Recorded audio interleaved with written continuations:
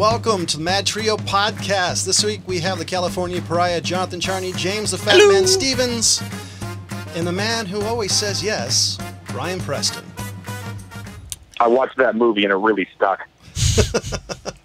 You mean that TV show, Say Yes to the Dress? No.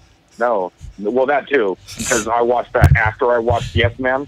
Ah, gotcha. It was more the fact So, his girl yeah. likes it, and so he's trying to make up an excuse. And it's this real vicious cycle where I said yes watching the show, yes, say yes to the dress, and then once watching the show, I said yes to all the dresses, and I have a lot of debt now. I bet. That's some expensive shit. Jeez. So before before the show was starting, we were talking about what games we were playing, and I've been playing. Was it Assassin's Creed Origins? I like open level games because I don't have a whole lot of time to play, so I can play them for years. Yeah. I think I played Fallout 4 for 2.5 years without getting bored, and I still play it. I still play it time to time. Skyrim for what, 6 years? Something like that. And now Skyrim's back on every platform. They have some damn good replayability too. But yeah, I mean, for you can really level your pace, you know what I mean, as much as you want. I fucking got my 60-year-old father into playing video games, and the one that did it was Skyrim. But see, and I started actually thinking about this. The guy's actually been a bit of a gamer my whole life. He used to play, whatever games that we had on it. He was the one that actually got me into like the old school Warcraft before it turned into the MMO. Yeah. But I got him into Skyrim and then into Fallout. And yeah, like Jarny, I mean, he'll play this shit for, 9-10 months before, calling me and saying, hey, I'm level 65, and he's all super proud of it. And I'm like, all right, I'm level 125, dude. This is my third playthrough. Yeah. I would have to actually go and look, but I think my character's over 250. Well, part of my issue is the fact that between work and my children, it's like I get maybe 4 hours a week to play, and that's half the time. That's not in like a 4-hour block. That's like 15 minutes here, half hour here. But I was just gonna say, I mean, it is one of those things where you can just kind of, hey, I'm just gonna kind of do a couple of quests and call it quits here before dinner or something. Yeah. Like my favorite thing about Origins is because Assassin's Creed, you definitely get to screw around. I killed 3 of the main characters by accident, and you kill them because there's a cutscene. A cutscene that pops up. I did that 3 times, and I've still no idea who they are. And this was at a low level. I literally was just up top of this tower, just hitting people with arrows and shit. Oh. And so that's the reason I love you it. didn't need to talk to them first. Well, I don't now. Yeah. See, when I'm playing those games, and I think James probably does this version of the same thing. First of all, I loved Assassin's Creed Origins. What a fucking awesome looking game that was. Oh, this game's fun. I try to overpower super early in the game. Like, I will go and craft everything possible. I want to have the best possible shit by the time I start doing like story missions. Just so I'm like super OP when I fucking run across like the boss. Like, oh, you're gonna talk a bunch of shit. Well, you're gonna die in like 2 swings. So fuck you. The greatest thing about Assassin's Creed Origins, if you find really good gear, like I have this bow that's automatically have these things on fire, you can level up. You don't have to throw it away and look for another one. You can just level up as you go. So when I find good stuff, I just keep it with me. So. Yeah, there was. There are certain things that I started to. I mean, man, I got rid of a lot of gear in that game because there's a lot of different types of stuff, as opposed to the old Assassin's Creeds where it was really a limited amount of things you were getting. But this is like you have the spear of such and such and the bow of such and such, and they all have different combinations of different stuff, and it was fun looting. Yeah, one of my favorite moments in Skyrim, and if you guys have played any Bethesda games like that. I remember it was one of the master trainers, hand-to-hand combat. I just walked up to them, and they're like, oh, yeah, we'll train you. And it's part of the quest line. So I just straight, punched them once. They fell down. Like, oh, yeah, you're more powerful. I'm like, oh, quest over. By the way, it totally reminds me of Assassin's Creed. Reminds me a little bit of Borderlands, considering how many ridiculous weapons you run across. Like, this is the weapon of some guy you've never heard of's Fury Stick, and it's just like, whoa. It's not as good as the Wabba Jack. Man, nothing's as good as the Wabba Jack. Yeah, The Wabbajack is my favorite weapon of any game of all time. Exactly. For sure. Just because it's awesome. so random. Didn't But I yeah, turn man, one guy's Assassin's horse Creed into like a Origins, chicken and it it's a- killed the guard? Actually, the only thing that was as good as that was what it was that wheel. Oh, from Fable. Yes, that's it. Yeah, if you guys haven't played the Fable games, check those out. Those are great. Not the first one, but the second and third, or second and third one. Third one. I think it's vaguely in the second. Yeah, to some people, like when you first look at it, it may look like a kid's game, but that is not a kid's game. I mean, you can literally have sex with people and have children, and then kill them. Yeah, it's got a very arcade sort of a style to it. I mean, like when you hit stuff, the little orbs drop out that you go and then collect, and it's got a real kind of a Zelda vibe, sort of in that way. Yeah. Or just old school arcade kind of stuff, but it gets to be a very adult game very quickly. But it has this wheel of torture, like you strap somebody to it and you hit a switch and it comes up with some random way you torture it. And in the second game, the more you do it, like the evil you become, and it's hilarious. Fun game, yeah. Like I think you turn people into chickens and it's one of those first kinds of games where like your actions from day to day literally have an effect on the future.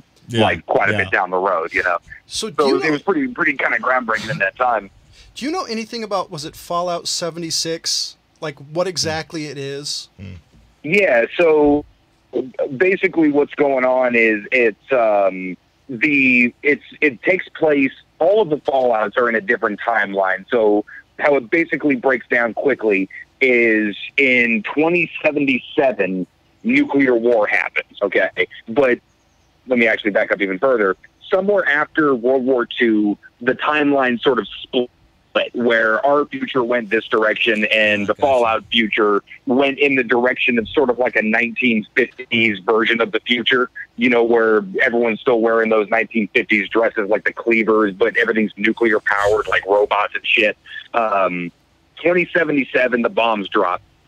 Nuclear war happens, but the meantime, this company Vault-Tec had been building vaults underground to house people for unbeknownst experiments, but also to repopulate the Earth after the radiation and whatever is subsided. So they all take place in a different timeline. Some of them hundreds of years after, some of them, you know, a couple hundred years after, 100 years after, you know, whatever. This one takes place as like something like 26 years, I think, if I remember right, after the bombs. And this is the first vault to open and become like the population survivors of humanity. So it's the earliest version of everything. So I was just reading it because I've been trying to figure out what it was, and I haven't had a whole lot of time lately. It says it's an online multiplayer action role. So is it an MMO? Yeah. So it's a Fallout MMO? So yeah, basically that's what it is. Now you need so many people in any particular server, and I'm not sure exactly how it's going to work. I've sort of been willfully ignorant on the finer details because I want to just play it. But it is online with other players inside of, like, picture Fallout 4, there'd be other players around. But it's 4 times the size of the map of Fallout 4. And they basically explained, like, if you don't want to run into somebody, you don't necessarily have to. Oh, so does there's so much space. So the only issue with MMOs, and the Elder Scrolls MMO has the same issue. You basically are forced to become a non-single player. Like, can you play this single player and run into people, or are you gonna? There is a single player element to the game. It's not going to be the same sort of dynamic way where you're affecting everything around you like that. It's just sort of everything becoming a story the way that it has. It's just like the Settlers, and I think it's going to focus more on some combat and maybe some commerce. Like, they seem to imply that they were going to motivate people to interact with each other based on commerce or goods or services or what have you, or teaming up for certain. As long as you're not forced to be a group player, like, I have no doubt when this comes out, we'll all get it, and and James and I will be continually trying to kill each other as our tradition goes. Yeah. But as long I as we're think not, they're trying to encourage cooperation, is what I hear. Because just like the guy on the anime Sword Art Online, I generally prefer single-player solo games. But, however, if I get to play with these guys in a game that we actually like, I may end up having a few long days at work. Yeah, well, see, this is why I've been fucking trying to preach to you guys that I've been playing fucking PUBG lately, or Player Unknown's Battlegrounds for you uneducated folks out there. I didn't know what the fuck it was until a couple of weeks ago. Well, you know what? I've been hearing about it, and it almost seemed like something for like tweens or something. I don't know why I put that kind of a label on it in my mind, but I maybe because of Fortnite, and Fortnite looked very, very sort of cheesy, and not a whole lot to it. Battlegrounds is the same sort of thing. It's a battle royale style game where there's this giant map that would take you forever to run from one side to the next on, with 100 players in the same map. Now, the idea is you drop in basically, damn near bare-ass naked, or you might as well be, and you collect gear as you land in different places. And the map itself starts shrinking with this sort of blue force field that starts surrounding you, and it gives you different zones that you need to be inside of in order to sort of continue in that particular map.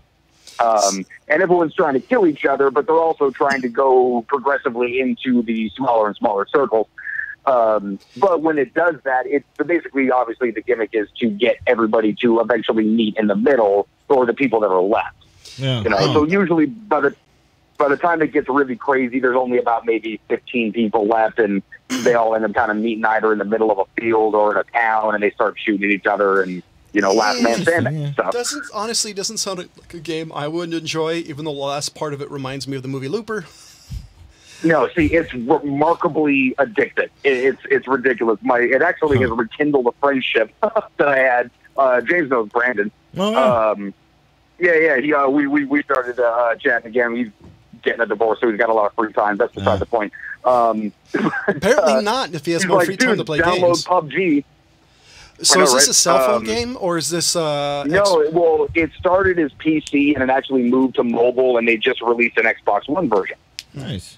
Maybe at some point So that's what I downloaded it for. It was like $30, but me, him, and a couple of buddies that he knows from work jump in as a squad, and... if there's a 4-man squad in the 100 players, there's obviously 25 squads going at it against each other. But playing it with friends is hilarious, good times. Because there's two games that I want. There's Fallout 76 comes out in November, and there was Red Dead. Fucking Red Dead October, man! I'm excited. So there's two games that I want. Like, I'll pretty much buy every Fallout game so far. I actually bought Fallout 3 for my computer, then I updated Windows, and I could never play it again. That kind of pissed me off. Well, and I have so much faith in Bethesda, just from Skyrim or the Elder Scrolls in general, and the Fallout series. That if they want to do this with Fallout, the Elder Scrolls Dishonored MMO was actually a great little game too. The Elder Scrolls if MMO they want to sucked. do this with, let me just put it. I did not. Elder Scrolls what? The MMO Elder Scrolls. It was awful. That's I did not like it. Too. Oh yeah, well that's I've actually known people who really enjoyed that, but that's a really side project kind of thing. Yeah. Like it never affected the actual games themselves. True. But like Horse Armor. So this one being the new Fallout, if they want to sort of run this experiment to see if they have the gameplay style to kind of break into this sort of deal, then great. They're going to come out with the Skyrim 6 or 5 rather. So are they going to have horse armor in Fallout 76? Are they going to have what? Horse armor. Horse armor. Oh, I have no idea. I have no idea if there's horses.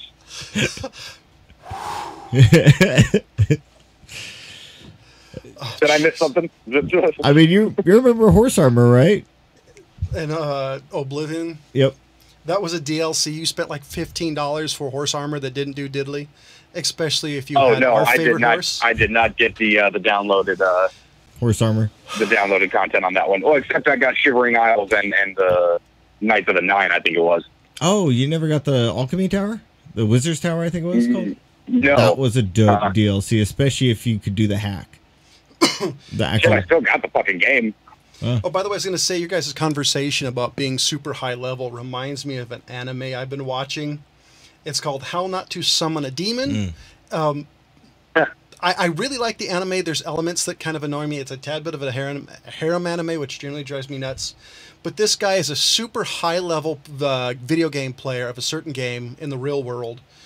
These two video game characters summon him. So he ends up in the video game, and because of some of the stuff he has equipped in his character, he ends up enslaving the people who summoned him. And so he's just like this super guy who, this character that can nerf everything, and it's absolutely hilarious to watch.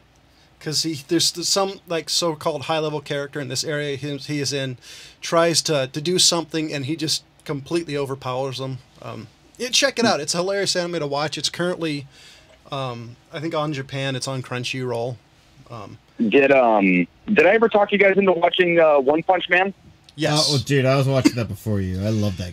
That's one of my favorites. My favorite scene in that whole show. That really is one of my favorites. My favorite scene in the whole show is there's that scene in the dojo where the guy's moving that thing around and the One Punch Man gets serious, and all of a sudden you see that old guy go, "Oh shit!" and just like move out of the way, and One Punch Man's like, "Dude."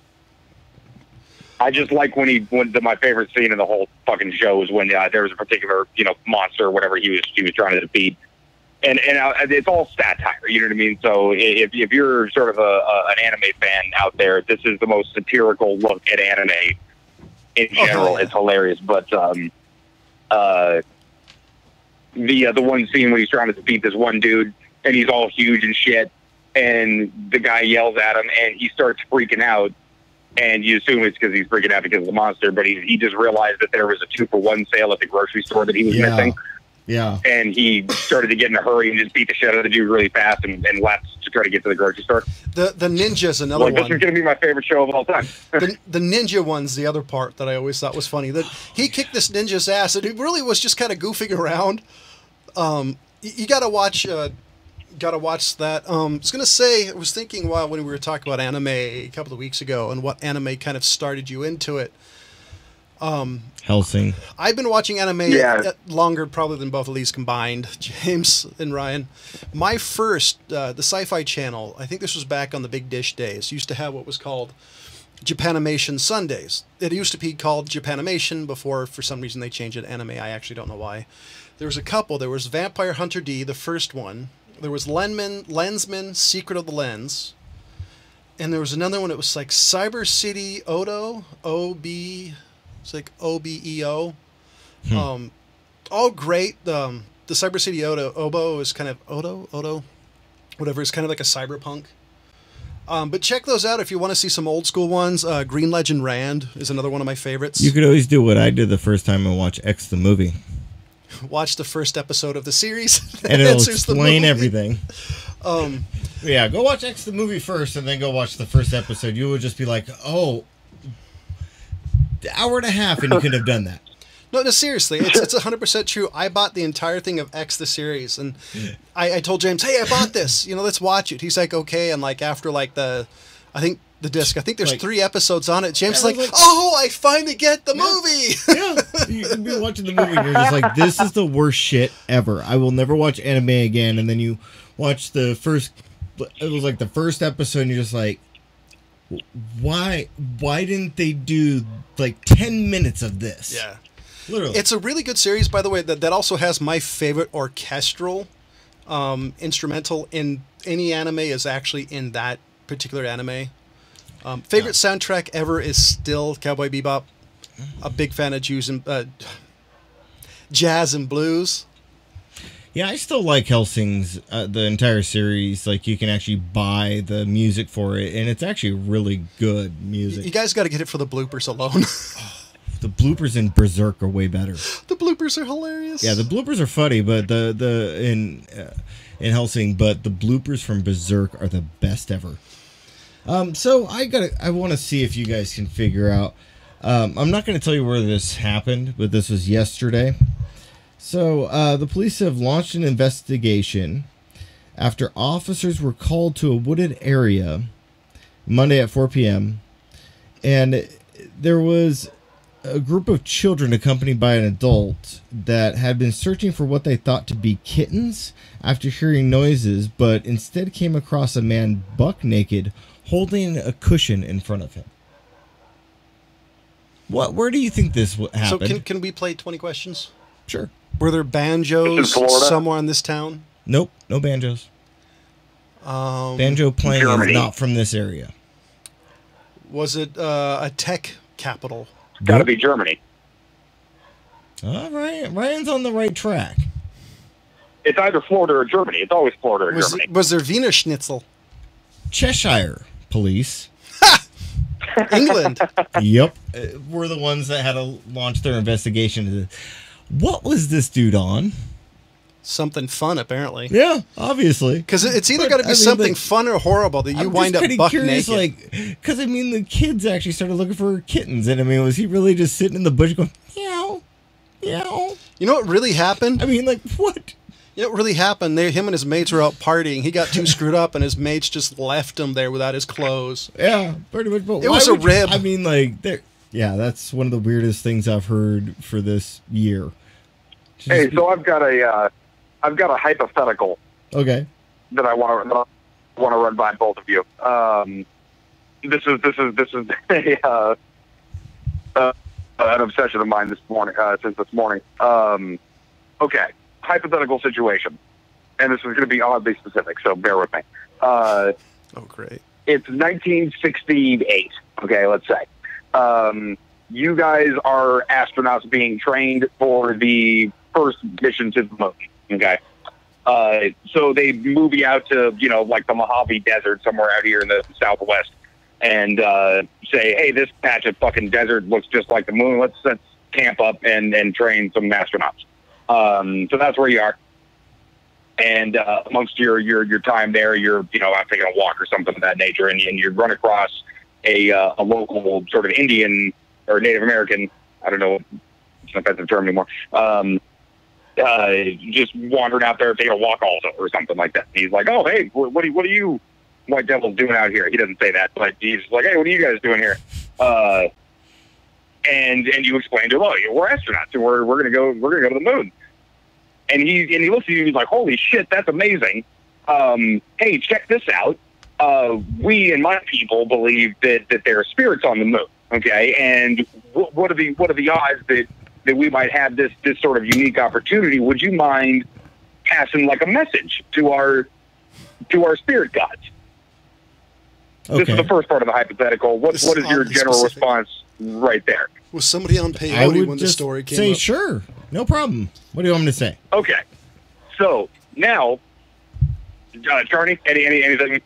This, like I said, this is oddly specific. And was there some sort of substance involved in this situation? Peyote. This will have a point at the end, I promise. You've said that before, and then I end up watching A Clockwork Orange. Yeah, I'm not stoned enough to forget this point, though. Like I said, run this by everybody all day. You are not the first. Okay.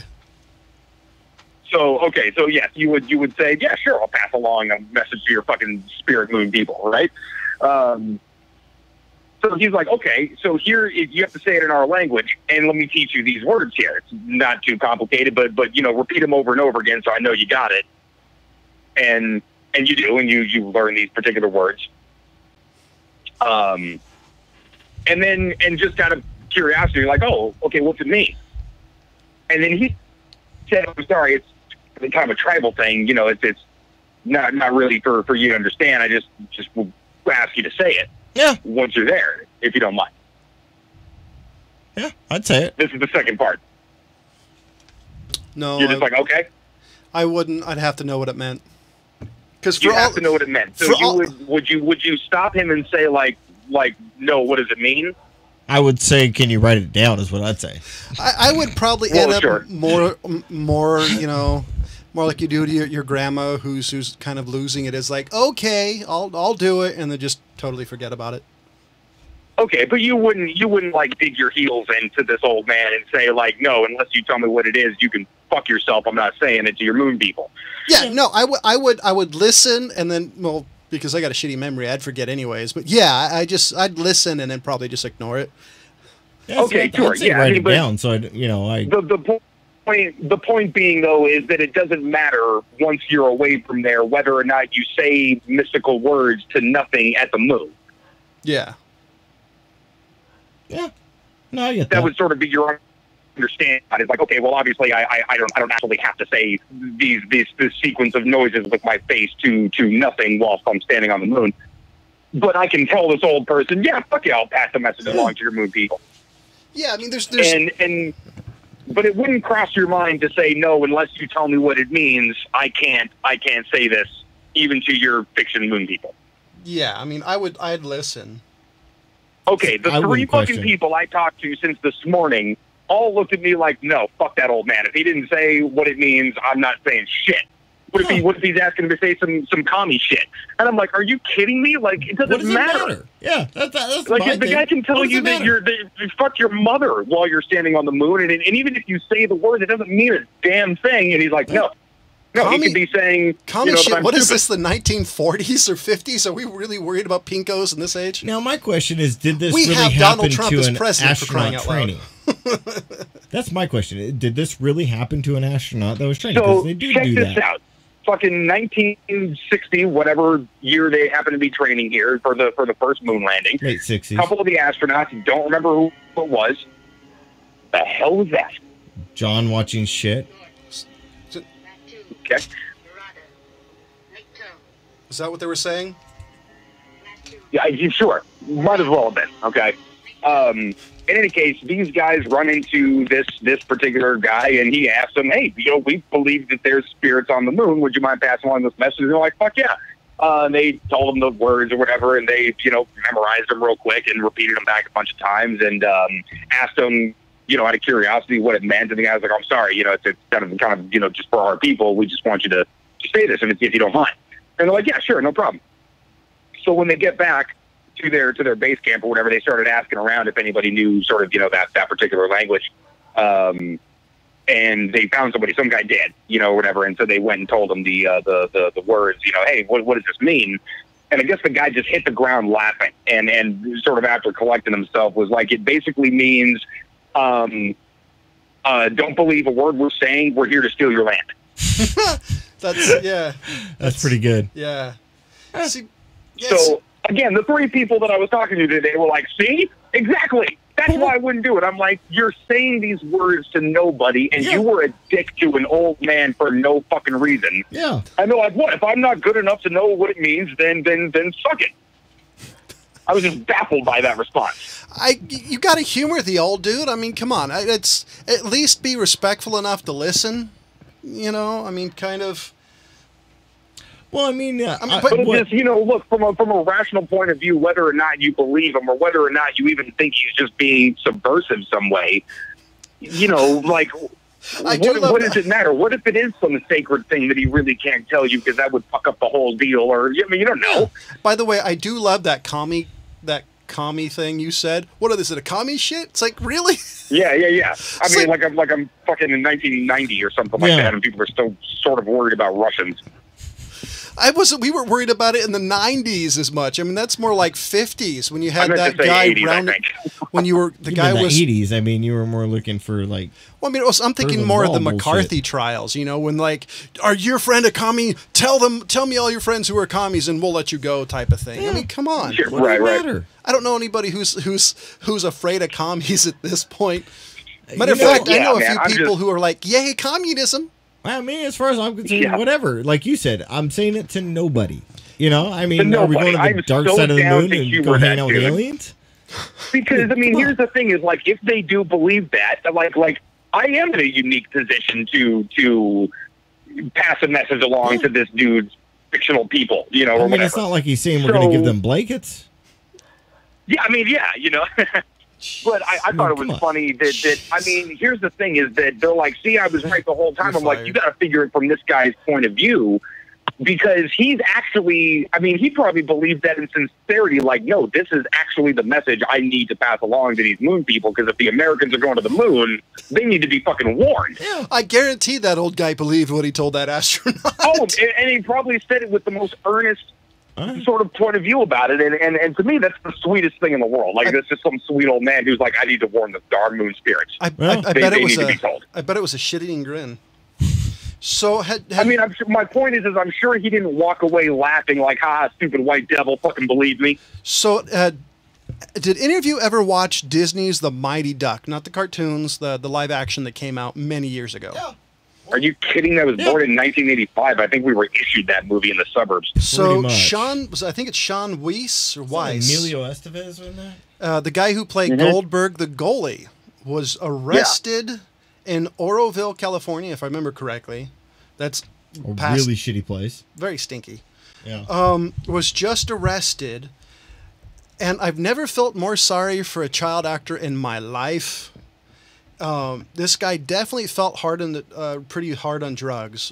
If you got to look up the mug shot, because I loved that movie when it came out as a kid. The first one came out in '92.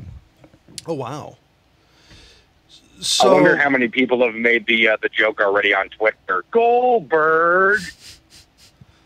You're actually the first one I've heard, believe it or not. More than you think, honestly.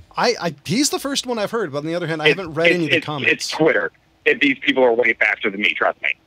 Have you guys heard of the show Kidding? No. Kidding, no. It's just going to be released pretty soon, and September 9th is where when the premiere is going to happen. I don't see much on IMDb about it, but it looks like it's going to be more of the style of Pee-wee's Playhouse. And can you guess who's going to be the star? Jim Carrey. I thought you were going to say Lawrence Fishburne. I was going to get really excited. I would be too. I was thinking Lawrence Fishburne was going to do it, or Christopher Walken. I was thinking they were going to pick Kevin Spacey, but because he loves 14-year-olds. I'm just kind of surprised that Jim Carrey's doing a TV show again. I mean, he hasn't done one of those since, like, what, In Living Color? At this point, Color, maybe, yeah. Yeah, that's what I'm thinking. I don't think he has much of a choice. I think it's one of those things. I mean, as far as career-wise, I don't think he has a choice. He has a choice financially. Did you just say that you don't think Jim Carrey has much of a choice? He hasn't name a movie he's been in the last 5 years, and that he's at least been in that people remember. He's doing a lot of serious movies. True, he did get into serious. But yeah, I mean, he's definitely still working, and trust me, I'm sure he's not hurting for money. Well, no, that's what I was saying. I mean, I think career-wise, I think he's kind of in a rut. Definitely not financially. Career-wise, he's done exactly what he's wanted to do. Yeah, trust me, if he wanted to be in a goofy movie, there's not a studio around that wouldn't fund that shit. Yeah, I wish there was. As a matter of fact, I feel the same way about Adam Sandler. But he doesn't want to do it, though. You know, he's obviously moved in the opposite direction of that. Can Adam Sandler move into retirement? I think he. Hey, fuck yourself! I like Adam Sandler. Somebody has to. I like Adam Sandler. I mean, I don't think like everything he's done is great, but I think he has really good movies out there. I think he really does. I mean, I still like The Mask. I mean. So in a weird piece of news, the devil's favorite demon is now the mayor of Knoxville, Tennessee. Glenn Jacobs. He's the WWE. Is that Kane? Yeah. Oh, yeah, that's right. Oh, shit. Kane is officially the mayor of Knoxville, Tennessee. He's around 50-ish. Wait, the mayor. I don't know why I thought you said governor. Hasn't he been the mayor for like a little while now? No, he just he had one election, and then there was another one. I think it was like a runoff. So he officially got elected. There's a video of him, which is hilarious. Him coming up stage to talk to his people. I guess it was like the election night party.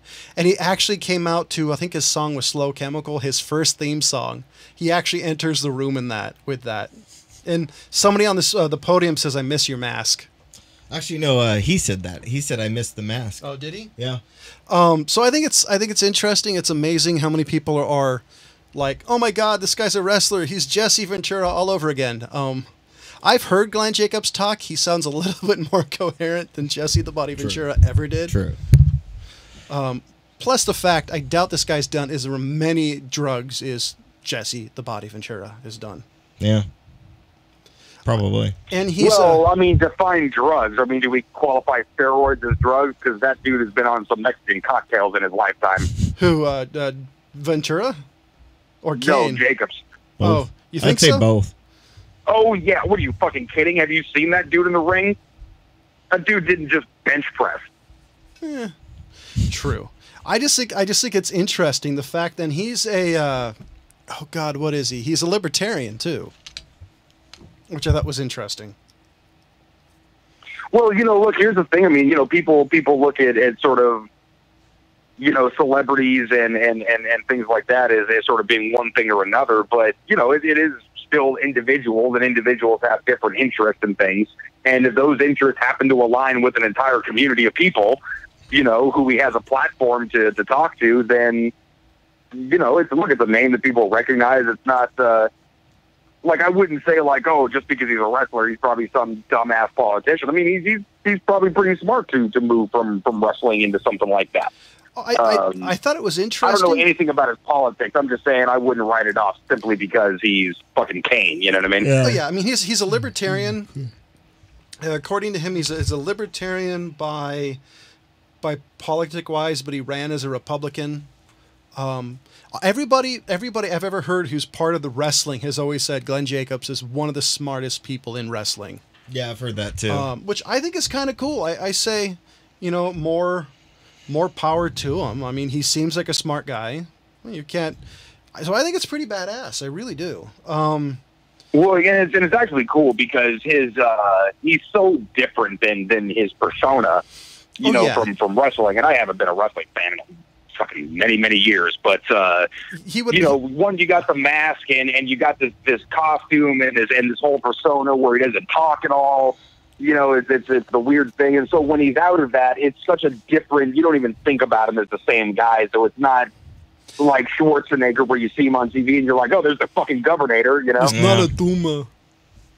Yeah, it's not going to be a whole lot of, Mayor Kane, chants going around. It would have to be, he would have to be different from his character in real life or he would be in prison.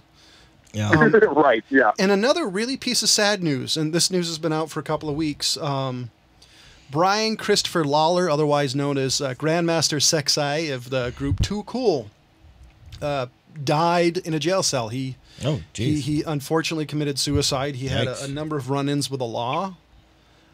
He is the son of literally one of the most legendary wrestlers in all of wrestling history, at least the last 100 years of it, Jerry Lawler. Yeah. I was really bummed. I mean, Too Cool I wasn't a giant fan of, but I was a fan of him. So, and it's just, I don't know. I think it really sucks when some guy anybody has a lot of bum luck and ends up taking their lives. Yeah, agreed. So wait a second. Jerry Lawler, the King, Jerry Lawler. Yeah. Had a son who was in a hip hop group from the sound of it. No, so what it is Too Cool was a wrestling group in WWE. I think it was a tag team. Oh, okay. Am I not? I'm not. Rikishi was in the group. I don't remember the other guy. But yeah, they were in a group. And it was one of the more popular groups of the 2000s that I can remember. Yeah, and I don't remember them for some reason. You would remember him if you saw a match of theirs. They were very. That's probably what I mean. I remember Rikishi. Yeah, Face. Yeah, so I was really bummed about that. And then, Jerry Lawler, who I've always been a fan of. So speaking of wrestling, sort of change tones here for a second. What movie I watched last night? Just because it just happened to be. My girlfriend's mom basically just goes to Walmart and buys every new release that comes out.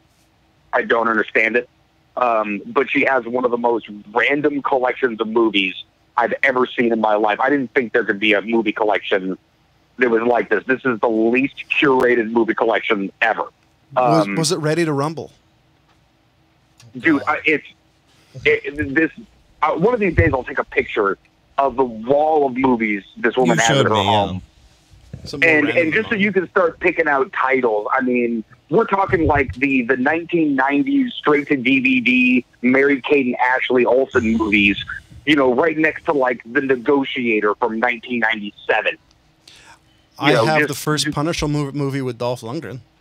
We know. Yeah, but you don't have that next to a Mary-Kate and Ashley Olsen movie. I may actually have that to a Christian next to a Christian movie. Well, I mean, you know, but you can still tell, like, okay, hey, here is a particular person's interest based on his movie collection. Well, not this one. Didn't you say they just, you know, pulled up a truck next to a Blockbuster and just put the, you know, everything into the truck? I mean, yeah, that's really what it seems like. Is just, but in any case, like all the new ones. Anyway, we watched Cockblockers, or I think which was Cock. What do you call it? Yeah, it was advertised as just blockers, but they put a rooster above blockers, so you got the impression Are you watching a porno with your your girlfriend and her mother? No, Cockblockers. It's not a full porno. It's just the beginning. And her mom wasn't here. She just brought the movie home, and we watched it. I mean, it's the plumber coming in and actually doing his job. You know, I mean, it's the pizza guy just coming in and handing them a pizza and walking out. His best friend. It's obviously not getting laid. His best friend interrupting everything. Yeah, there you go. Well, this was just, I mean, it was a silly movie about these parents who were, who found out that their young daughters had started like a sex pact that they were going to lose their virginity on prom night. So the movie is about the parents going after their kids trying to stop said pact. So I love starring Leslie Mann, who I'm a real big fan of. Wife of Judd Apatow. She was in like This Is 40, Knocked Up, that kind of stuff. And Jon Cena. So here's the Jon Cena. Here is the critics' consensus according to Rotten Tomatoes. Well, can I tell you what I think first? Well, hold on. Sure, go ahead. Okay, fuck me, right? I'd rather not. No, I'm married. Not a bad movie. Jon Cena acted in a movie that he was funny in that had nothing to do with him being a giant person. That movie deserves an award simply for that reason. He was legitimately funny in this movie. That's funny. It's weird. He just released a YouTube video that I haven't watched called The Sixth Move of Doom. So what's the critics' consensus? So here's the critics' consensus, just because the way they said it was funny. Critics' consensus. Blockers puts a gender swap spin on the teen sex comedy. One elevated by strong performances, a smart, funny script, and a surprisingly enlightened perspective. Yeah, no doubt. It was actually like exactly what it said. It's sort of a reverse average teen movie, you know? I love the fact that enlightened perspective on a teen movie. It just makes me laugh. No, I mean, it was, like I said, I realized about halfway through, like, oh, this is actually kind of like a teen comedy that just is from the perspective of the parents. But, yeah, no, really, really good take on the whole sort of subject matter. But that's beside the point, because Jon Cena was in a movie that he acted as another person in, like not as the wrestler Jon Cena, but he was in playing a different person, and it was decent. Like, it was actually better than decent. Like, I'm still a little shocked on it. It's weird. Yeah, I think Jon Cena's trying to do his exit strategy just because you can't wrestle forever, especially the way they do it now. No. I don't think you're going to have somebody like Ric Flair who had a 40-plus year career. Yeah, well, I mean, you know, how much do you want that? How much do you want to be able to walk when you're 50? Yeah, that's very true. Yeah, but see, Ric Flair doesn't seem to have any issues besides lately he was having some health issues, but Ric Flair hasn't really been hurt in the ring. He was in a plane crash. He's had some issues, but he's probably rare. So, I mean, he's like, that's where The Rock got out of it, because Rock realized probably that there's an end run to it. Yeah. Yeah, for sure.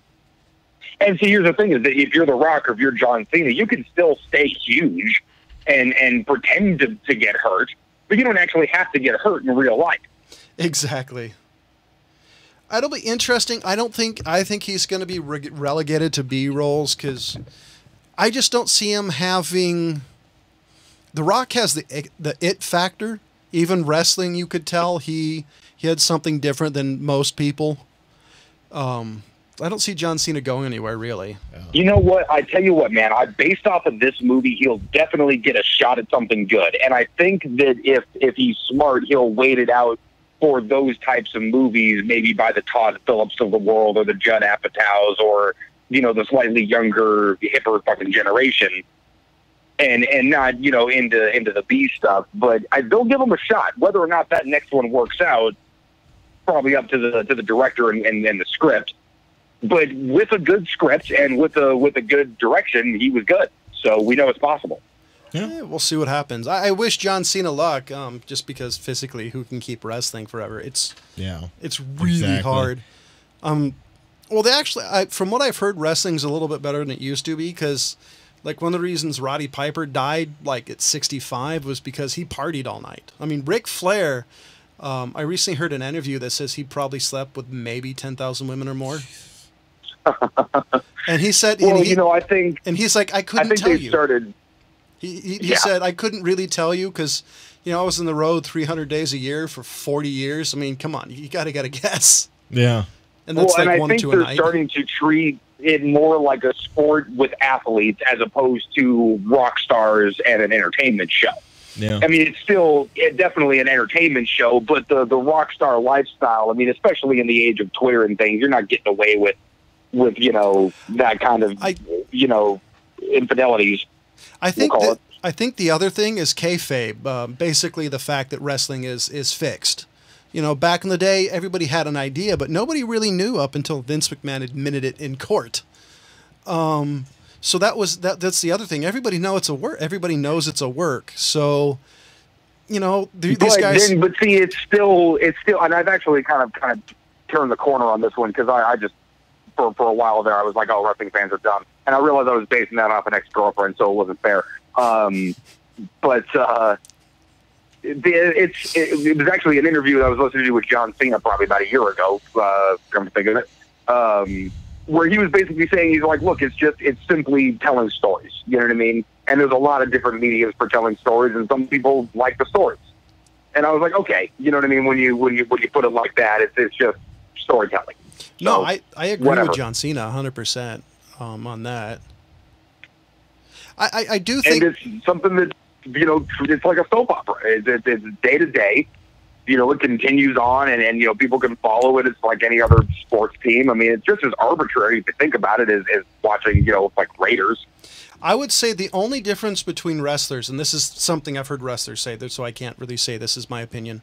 Other wrestlers have said this, like, unlike any sport in the world, wrestlers are usually tougher. In the interview I heard with Ric Flair, he said he knows at least of 10 football players who tried to be wrestlers, and they quit within the first week of training because it was too hard. Yeah, they definitely put a lot into what they do, you know. Yeah. And because wrestlers, they do it like back in the day, they were gone 300 days a year. So you're talking about possibly being hurt, you know, at least, you know, 300 days a year. You know. Yeah, those dudes. You know, the show must go on, and that's you know, like I'm a big fan of UFC and MMA and shit, and you know, fighters drop out of fights constantly.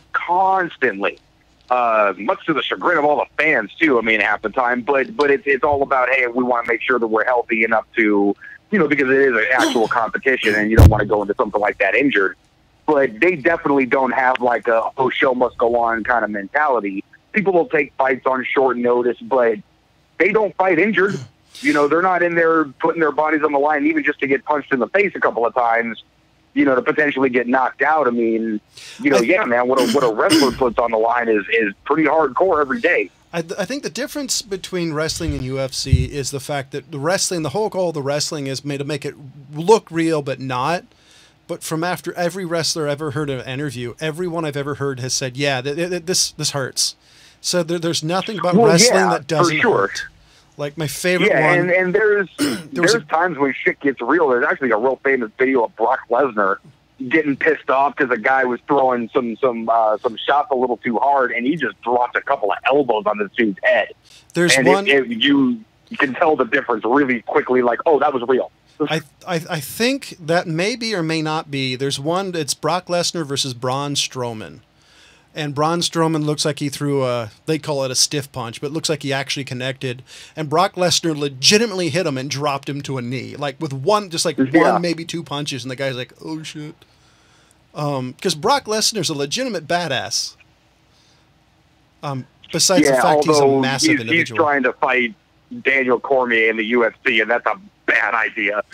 I think Brock Lesnar, unlike wrestling, I think Brock Lesnar's too old.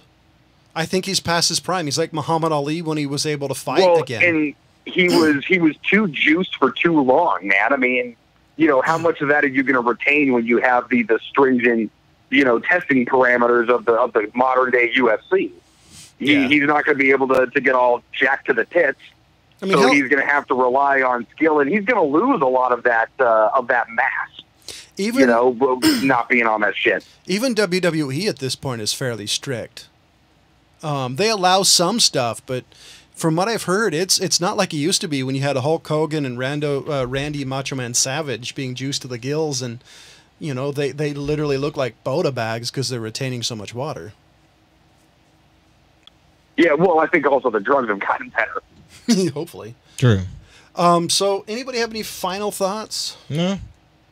Ryan? So you guys are good people for trying to help out an old Indian man. So ladies and gentlemen, for Jonathan Charney, James Stevens, and Ryan, yes, Preston, thank you for watching. Goodbye.